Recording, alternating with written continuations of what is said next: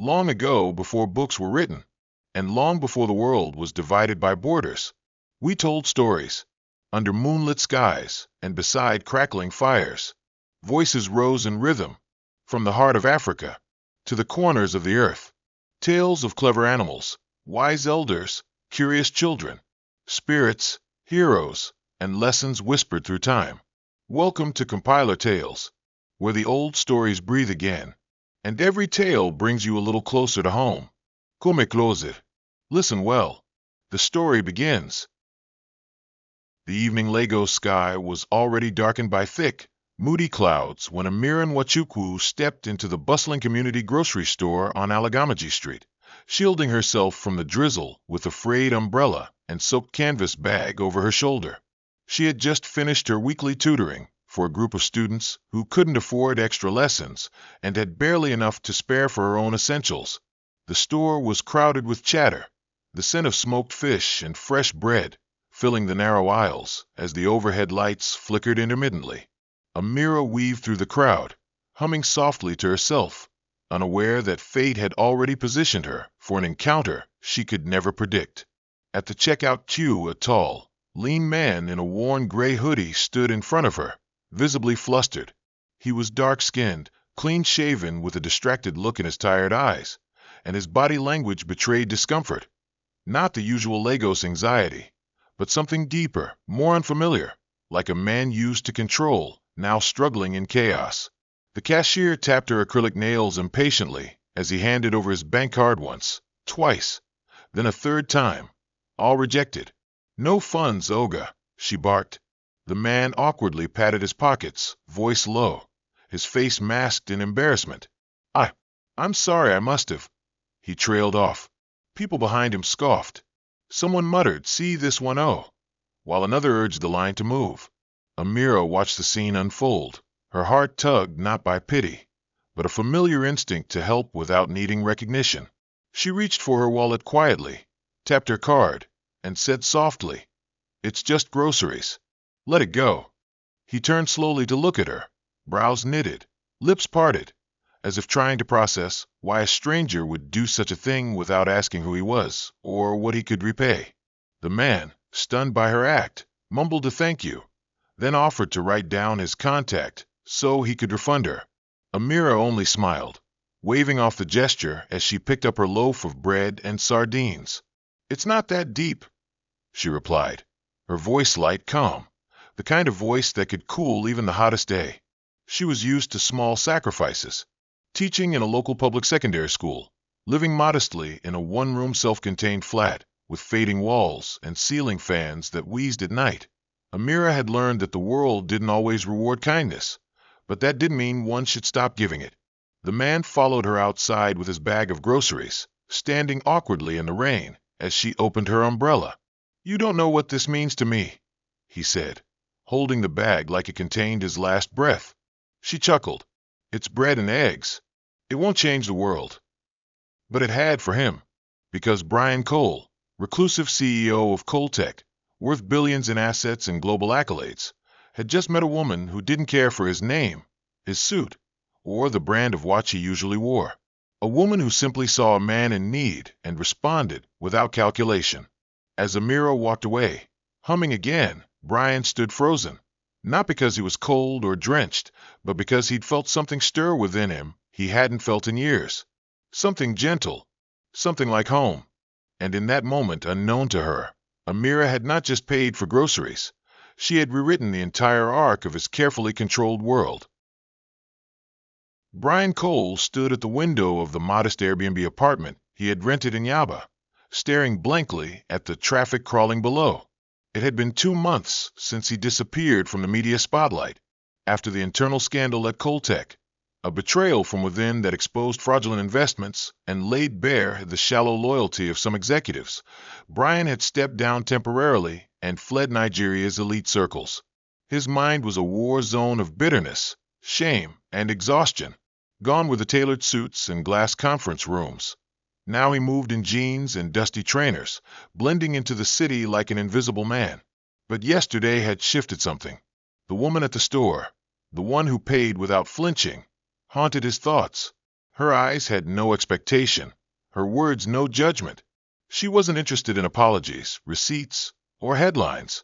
She had left without needing to know who he was, or why his card failed, and that unsettled him. He found himself replaying the encounter over and over, her voice etched into his memory like lyrics from a lullaby he didn't know he needed. There was something about her posture, her quiet strength, the way she smiled without knowing the weight it carried. He had dealt with thousands of people in his rise to power, many cunning, most transactional. But this woman? She had helped and walked away like it was oxygen. Instead of contacting his assistants or sending someone to trace her, which he easily could, Brian did something reckless. He stepped out into the heart of the city and decided to find her the way a normal man would. He had caught a glimpse of the school badge on her tote bag. Hopewell Secondary School. A small public school not far from the store. He began hanging around the area, not stalking but waiting, hoping she'd appear again. Days passed. He drank tea from rusty stalls and walked barefoot through muddy shortcuts. He noticed things he'd never cared to see before. Children chasing tires down dusty alleys, mothers selling Acura with babies strapped to their backs, boys hawking phone chargers in traffic. But most of all, he noticed how detached from the world he had become. He was a man of influence, but in this moment, powerless before the mystery of one woman's kindness. When he finally spotted her again, walking out of the school gates, hair tied in a blue scarf, waving goodbye to her students, Brian didn't approach. He stood across the street, hands in pocket, heart racing like a teenage boy's. And as she climbed into a battered tricycle, her laughter trailing behind like wind chimes, he whispered to himself, "Thank you. God, she's real." From that day, he made it his mission not just to repay her, but to discover who she was beneath the quiet smiles. But he would do it not as Brian Cole, the CEO, but as someone else entirely, a man named Tund. The third time Brian met Amira wasn't an accident, but it wasn't entirely planned either. It happened on a breezy Tuesday morning at a roadside coffee stand near the school. She was seated on a wooden bench, sipping from a chipped plastic cup and scribbling lesson notes. He had rehearsed his opening line in his head a dozen times, but ended up mumbling, "Excuse me, is that the only coffee they serve here?" Amira looked up and smiled. "It's brown and hot. That's all that matters." He chuckled nervously, rubbing his neck. "Mind if I join you?" She gestured to the bench. "It's public property." Their conversation started slow. Safe topics like coffee, Lagos weather, and noisy students. Brian introduced himself as Tund, claiming to be a freelance tech writer just settling into Lagos life. Amira seemed intrigued but not overly impressed. "So you came here to escape the noise and found more noise?" she teased. "Something like that," he replied. She talked about her students, the ones who had more brilliance than opportunities, about how she kept teaching not for the paycheck, but for the hope it sparked. Brian listened like he was hearing a new gospel. Every word she spoke felt like a balm to his jaded soul. For the first time in years, he wasn't talking strategy, balance sheets, or press statements. He was talking life. Their coffee encounters became more frequent. Brian found excuses to be near the school, sometimes waiting at the corner bookstall pretending to browse, other times seated inside the small canteen across the road, scribbling nonsense into his journal. He began to learn her rhythms, how she greeted the fruit seller, how she helped a blind beggar cross the road, how she laughed freely but sighed when alone. Each layer of her peeled back the arrogance he had spent years building. Amira never asked about his job, never pried into his personal life. She spoke to him like he was just a man, not a man hiding billions, and that made him feel both free and scared. The more he fell into her orbit, the more guilty he felt about the lie he was living. But every time he tried to confess, her face would brighten with joy over something small, like a student passing an exam or the arrival of rain for her mother's crops. Brian was falling, deeply, but silently, and he wondered, could a man like him ever deserve a woman like her, especially when she didn't know who he truly was? One Friday afternoon, Brian stood across the school fence and watched Amira lead a group of students in sweeping the dusty school compound. Their laughter filled the air as they cracked jokes and threw dustpans at each other. He had learned she often bought chalk with her own salary, helped students with school uniforms, and even took turns fixing broken benches. That night, Brian placed an anonymous order for new learning materials, textbooks, mathematical sets, lab kits, all addressed to the heroic staff of Hopewell Secondary. When the truck arrived the next morning, Amira was stunned. The principal thought it was a government gesture, but there was no logo, just a simple white envelope for the children who still dream. She held the note and looked around instinctively, but no one came forward.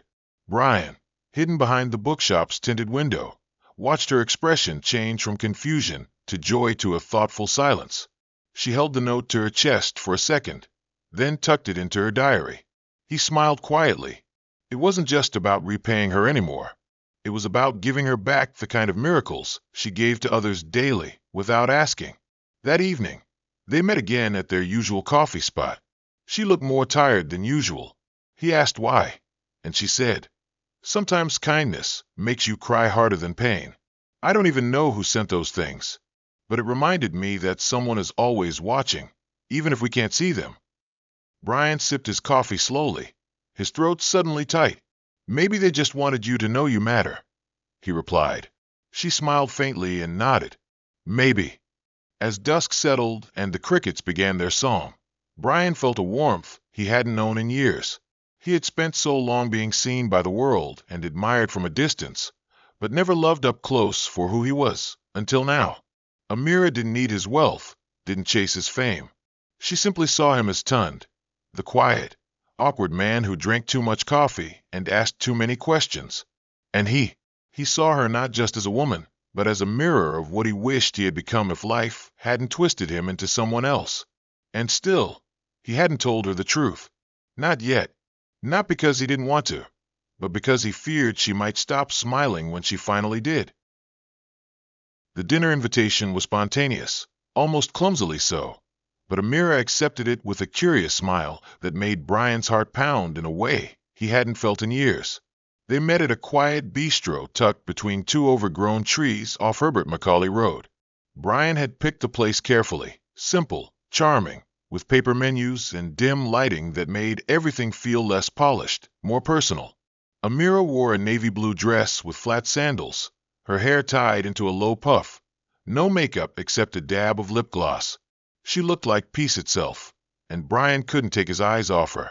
Over grilled plantains and peppered chicken, they talked about the education system, Amira's dreams of publishing a children's book, Brian's made-up tales of being a freelance consultant, each moment tightening the emotional rope between them. When the waitress brought dessert, Amira casually mentioned her older brother Tommy, how he vanished 5 years ago after getting into some tech scandal, where he tried to report a fraud in the company he worked for. Her voice cracked slightly as she spoke, but she recovered quickly with a smile. He was brave. Or stupid. Maybe both.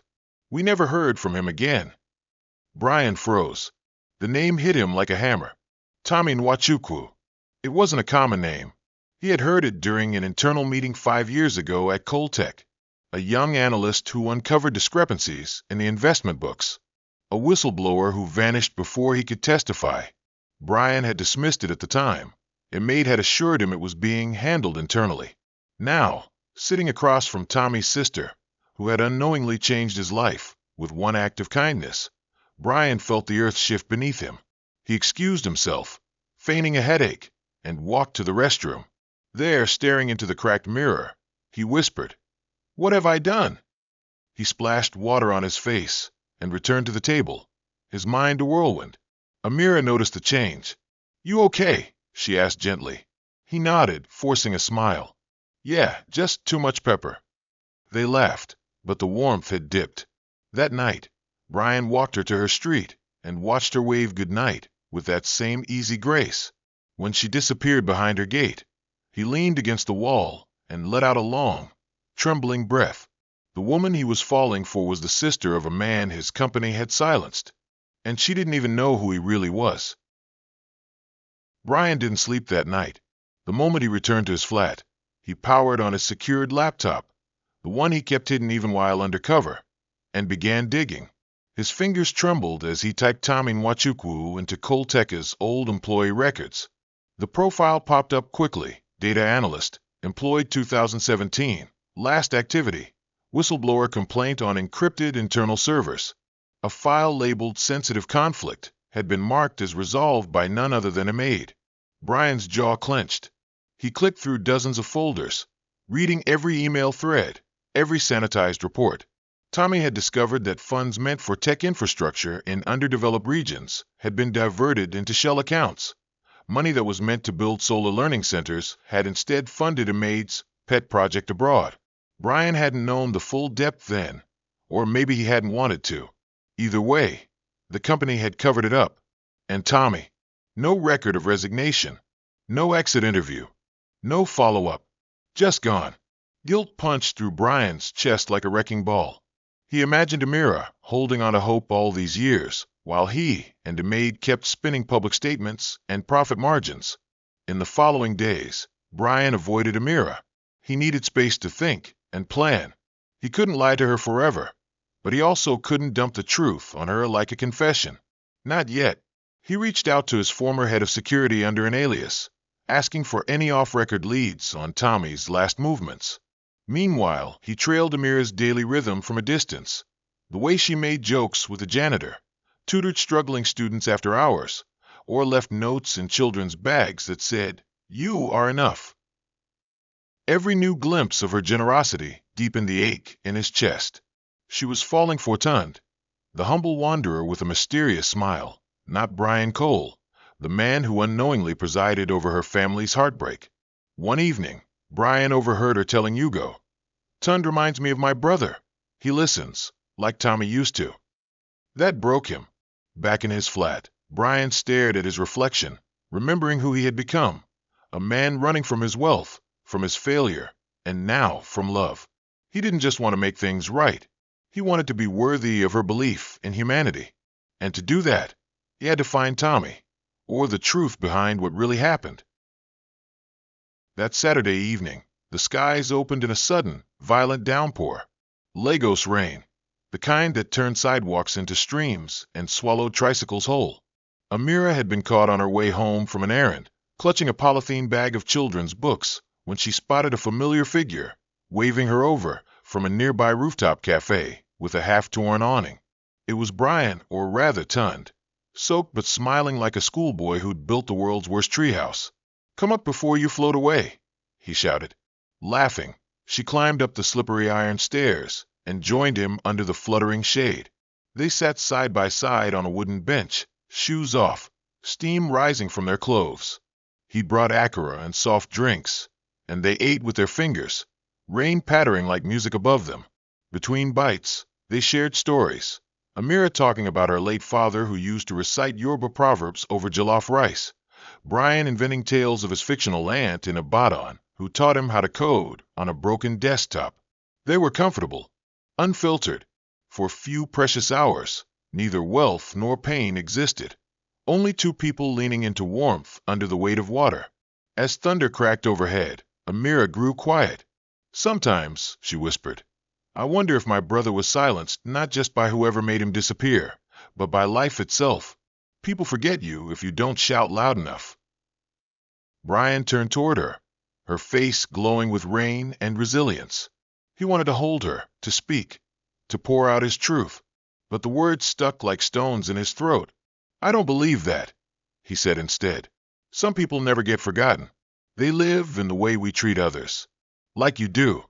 She looked at him then, really looked, and he saw it, that flicker of something deeper than trust, a longing buried under layers of grief and courage. Slowly, he reached for her hand. She didn't pull away. For minutes, they sat in silence, palm to palm, rain dancing around them. Then, almost inaudibly, he said, "I'm not who you think I am." She turned to him, eyes soft but curious. "Who are you then?" He hesitated, long enough for a gust of wind to break the moment. He let out a breath. "Someone trying to be better than he was." She nodded. "Aren't we all?" And just like that, the moment passed, fragile, unresolved, but quietly beautiful. It was only a matter of time before the past caught up. On a humid Monday morning, Brian was sitting outside the school gate, waiting for Amira to finish a lesson when he felt it. The familiar voice cutting through the crowd, like a hot blade. Brian. He turned and saw a maid, impeccably dressed, tall, fierce as ever. Her braided ponytail whipped behind her like a lion's tail, and her eyes were sharp with mockery. Or should I say, Tun. Brian stood quickly and pulled her aside. What are you doing here? He whispered angrily. Following up, she replied, crossing her arms. Word got out that the missing CEO of Coltech was spotted in Lagos, slumming it like a Yoruba Cinderella. I had to see it for myself. He scowled. I'm not playing any more games, Maid. I came here to figure out what I missed. What we covered up. Her smile faded. You mean Tommy Nwachukwu? You're still digging up ghosts. Brian's silence confirmed it. Maid leaned closer. Listen, if you try to reopen that file publicly, you'll burn us both. I have a Senate bid coming up, Brian. I won't let you ruin it over a girl you barely know. Amira had exited the gate, just in time to see them together. The woman, regal and intimidating, placing a hand on Brian's arm, Brian's expression tense and guilty. She didn't approach. She didn't even wait to hear what they were discussing. Instead, she turned and walked away, the smile she had been carrying all morning dissolving into the dry heat. Brian only noticed she was gone when he looked back and saw the space she had once filled now glaringly empty. He ran after her, but couldn't find her. That evening, when he texted to ask if she was okay, she replied with only one sentence. You should have told me you weren't alone. That night, Brian sat in the dark of his apartment, torn between fear and desperation. Maid's threat was real. Her ambitions were dangerous. But more than that, Brian was now standing at the edge of a cliff, torn between the man he used to be and the man Amira believed in. If he didn't tell the truth soon, someone else would. And if that happened, he wouldn't just lose her trust, he'd lose the one thing he never expected to find in Lagos, a reason to change. The days that followed the rooftop rainstorm felt different, brighter, quieter, yet more charged with unspoken things. Amira walked through life with a subtle blush behind her smile, and Brian, though still struggling with the guilt he carried, found himself soaking up her presence like a man who'd found sunlight after years in a dark room. Their conversations became longer and more intimate. Sometimes they'd sit in the school's front garden long after closing, sipping zobo and talking about impossible things. What they'd do if they ruled the world, their childhood dreams, and the kind of legacy they wanted to leave. Brian was falling, deeply and dangerously, with each passing day. Tun felt more real than Brian Cole, the man hidden behind layers of privilege and headlines. And Amira? She leaned into him more than she knew. He wasn't like anyone she'd met before. He listened with his whole body, laughed without trying to be charming, and didn't look at her like she was someone to fix or tame. She once joked that he reminded her of a house with many rooms, simple on the outside, but filled with furniture you don't expect. The kiss came unexpectedly during one of their after-school walks, when a child's balloon popped behind them, and she jumped into his arms out of reflex. He looked down at her, his hand brushing her cheek, and for a second, the world paused. No lies, no titles, just two people. He kissed her gently, like someone who was scared to wake up from a dream. She didn't pull away, but their quiet paradise was pierced the next morning. Brian opened his inbox, a private one he rarely checked anymore, and saw a single anonymous message with no subject line. If you don't tell her who you really are, I will. He read it 3 times before standing, heart pounding. Who could it be? A maid? One of the old board members trying to smoke him out? It didn't matter. The clock had started ticking. That same evening, Brian showed up at the coffee stand where they often met, but this time he was quiet, withdrawn. Amira noticed. You look like you saw a ghost, she teased, trying to lift the air. He smiled faintly, reached across the table, and held her hand. What if I told you? I wasn't exactly who I say I am. She blinked. Tun. He hesitated, again, and the words caught in his throat. Just promise me. If you ever find out something hard, you'll at least try to hear the full story before walking away. Amira tilted her head, confused but calm. What story? He was silent, and like always, the moment slipped. But this time, The slip wasn't harmless, because someone else was ready to talk, and not with kindness.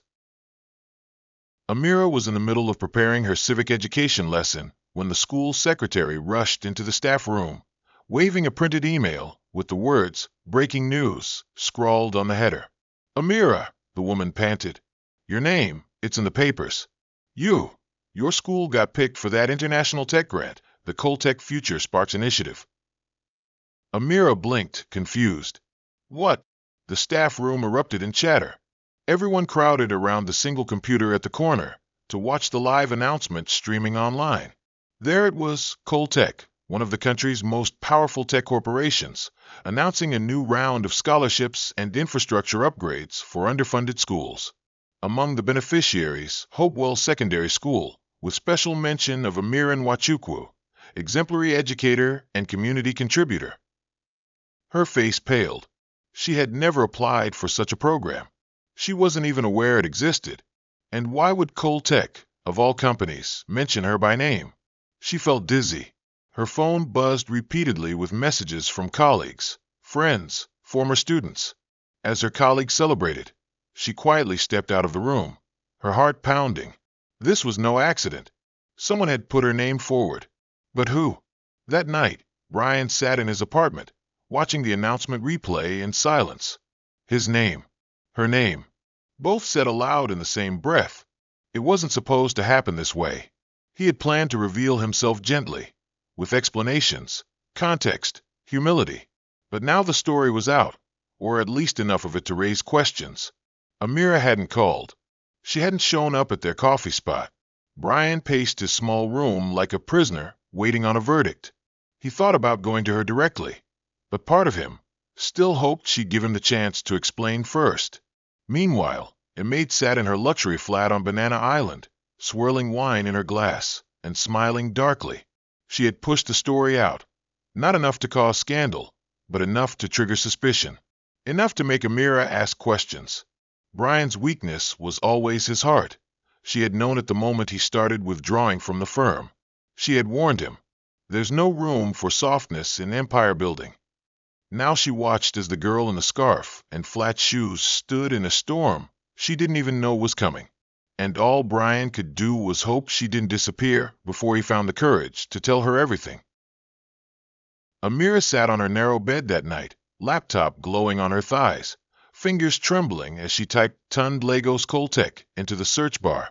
What came up didn't just shake her. It undid something inside her. Image after image of the man she'd kissed, shared food with, leaned on, now in crisp suits, standing on stages with global leaders, shaking hands with politicians, smiling next to a woman who looked like a model with sharp eyes and icy beauty.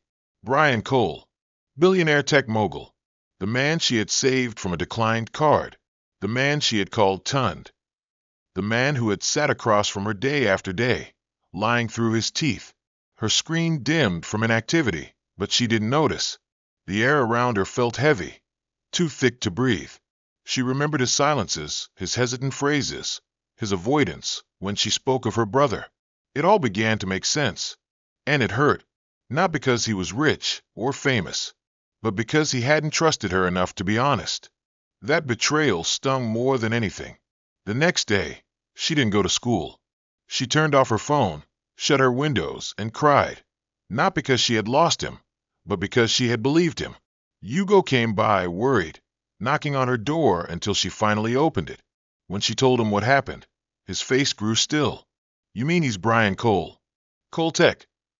She nodded, eyes swollen. Hugo sighed deeply, kneeling beside her. "Amira, I know you're hurting, but I need to ask, did he ever mistreat you?" "No," she whispered. "Did he ever use you, belittle you?" "Never." "Then maybe he just didn't know how to tell you the truth." She looked at him. "That's the problem, Hugo. People keep saying they love you, but they don't trust you with the truth." Meanwhile, Brian was spiraling. The scholarship announcement had opened doors he didn't know existed. Journalists were snooping. Donors were calling. And in the midst of it all, an old former Coltech employee sent him a confidential USB with a chilling file, proof that Tommy Nwachukwu had been blacklisted, tracked, and marked for silencing. Brian's hand shook as he watched the file playback. That was it. He needed to find Tommy. Not just for closure, but for Amira. It was the only way he could face her again. The school was buzzing again. Amira had been officially invited to the Coltech Future Sparks Gala, a formal celebration to honor the educators chosen for the program. She didn't want to go. Everything inside her resisted the thought, but the school board insisted. You must attend, Amira. You're the face of this miracle, the principal had said. So she went, but not for the stage or the applause. She went for answers. She wore a long green dress her aunt had sewn for her 2 years ago, with no makeup except lip balm and mascara. Her braids were swept back simply. She looked dignified, soft but unshaken. The gala was held in one of Victoria Island's fanciest hotels, with chandeliers that sparkled like constellations and a red carpet that made her feel like a stranger in her own skin. Waiters floated around with drinks. Cameras flashed, but Amira didn't smile. She sat quietly at her table, scanning every face for the one that used to bring her coffee in plastic cups. And then he appeared, on stage, in a custom black tuxedo, tall and poised, holding a microphone like a man who had once ruled the world. Brian Cole. Not Tund. Not her companion. Her lie. He smiled briefly for the cameras, then began his speech. Ladies and gentlemen, tonight we celebrate those who shaped the future with their bare hands. People who teach under leaking roofs and still make stars out of dust. His voice trembled. Tonight, I dedicate this program to one woman who changed my life in the smallest, quietest way. Miss Amira Nwachukwu. A spotlight hit her table. Applause broke out. Cameras swiveled. Brian's eyes searched hers. But Amira stood up slowly and walked out. No drama. No scream. Just a woman who had seen enough.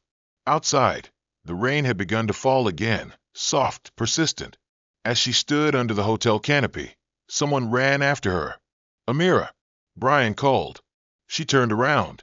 Don't, she said calmly. You should have told me the first day, not the last. Then she walked into the rain, not looking back, her heart breaking with every step.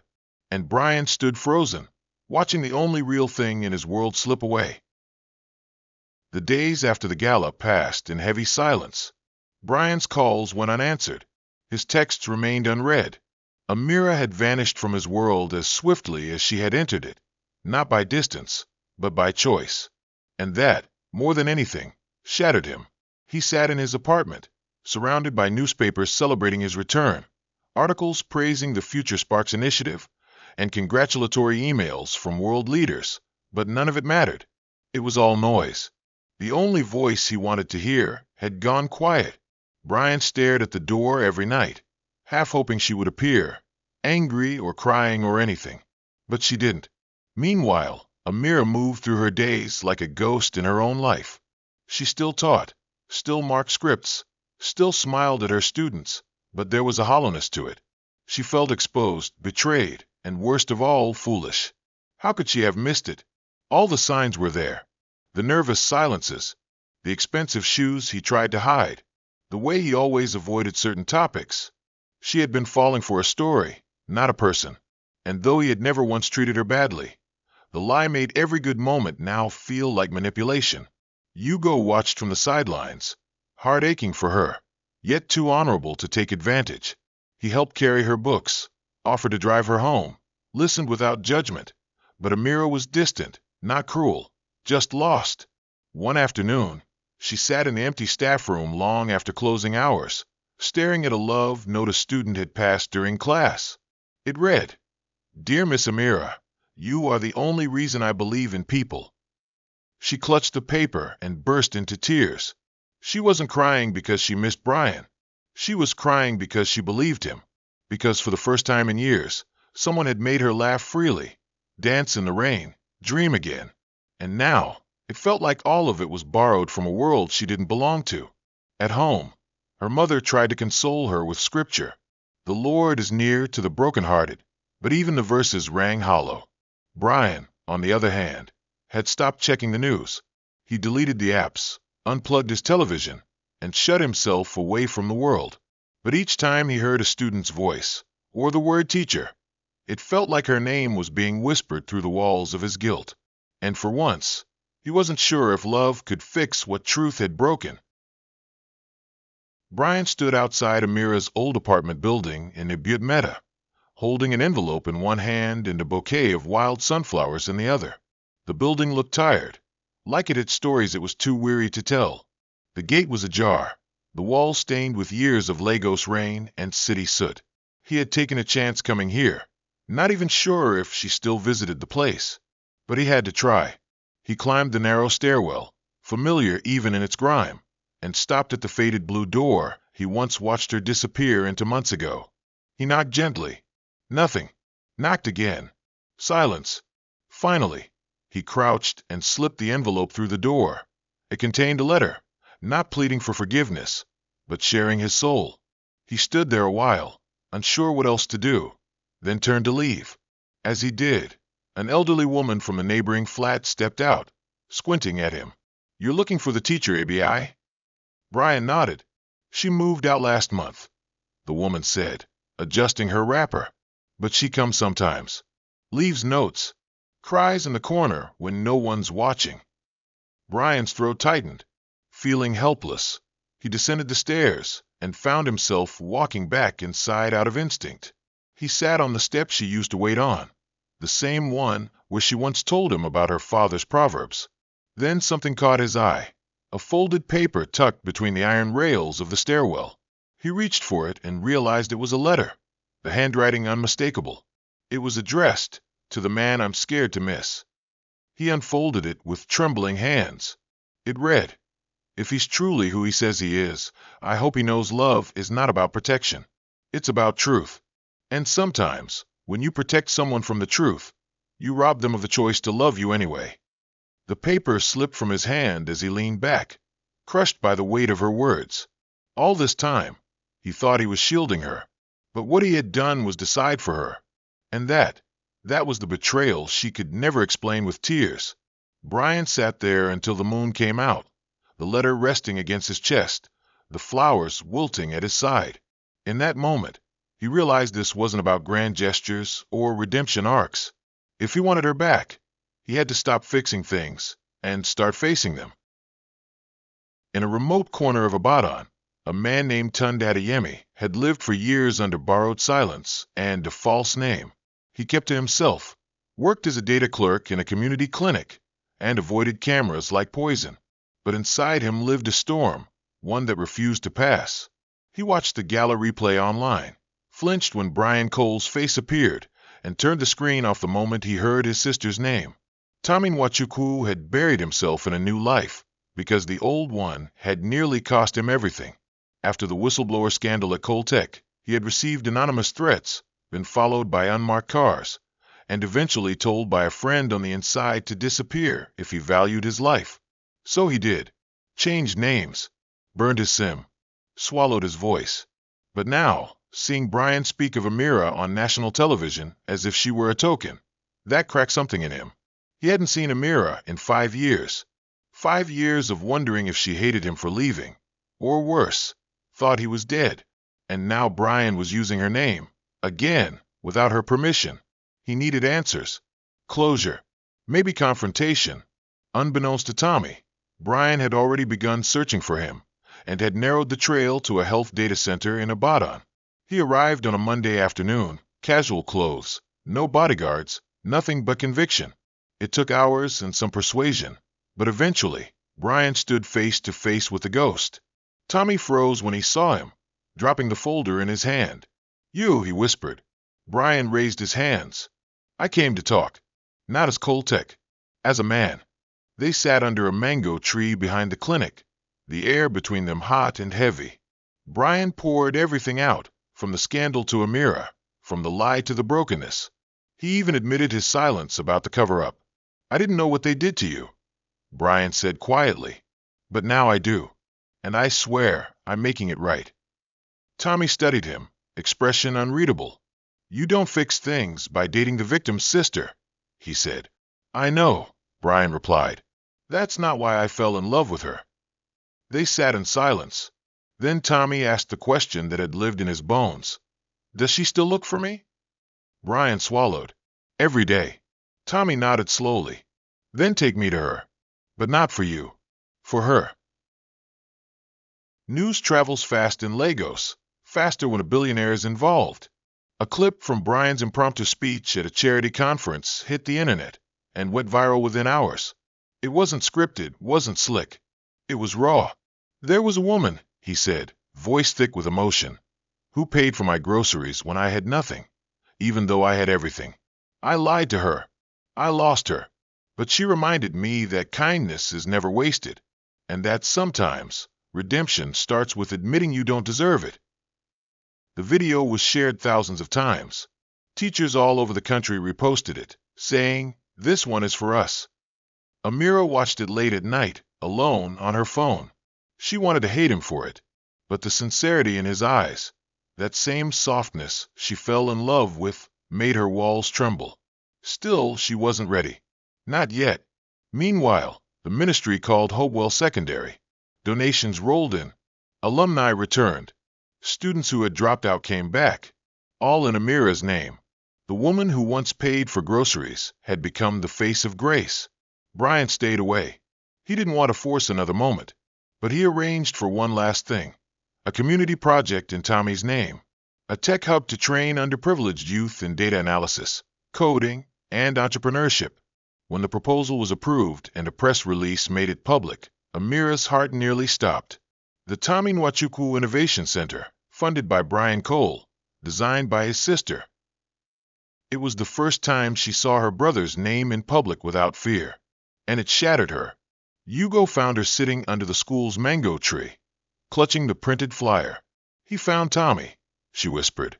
"He didn't have to, but he did." Hugo sat beside her quietly, as he always did. "What are you going to do?" Amira stared ahead, eyes glistening. "I don't know yet, but I think maybe he finally told the truth." And sometimes, that was where healing began. The knock on Amira's door came just as the sun was setting, casting warm orange streaks across the peeling walls of her living room. She wasn't expecting anyone.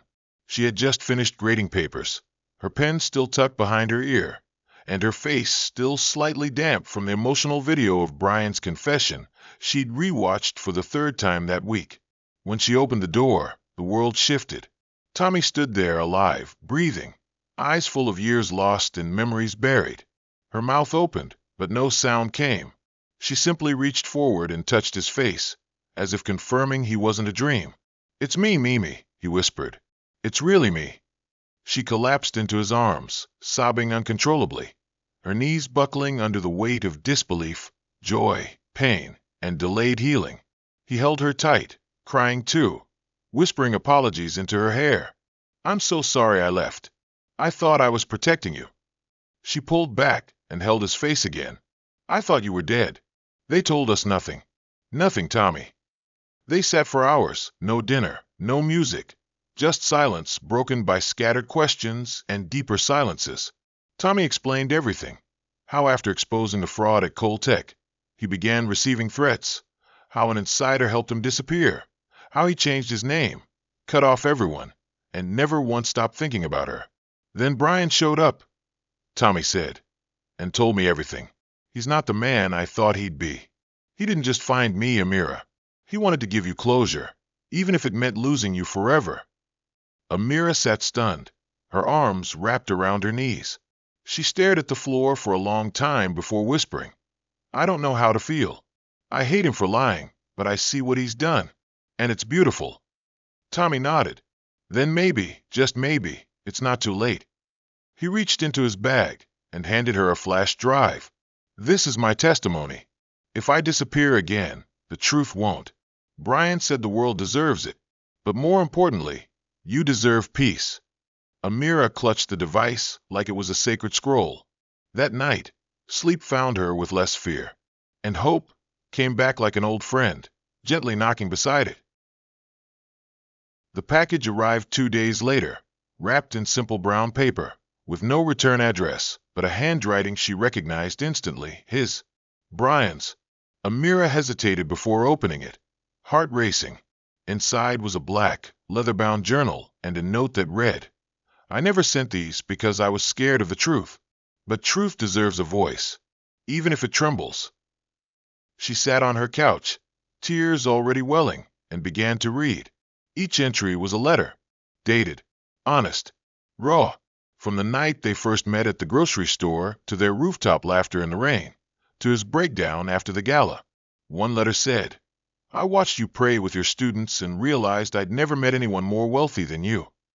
Another said, "You didn't just pay for my groceries. You bought me back my soul."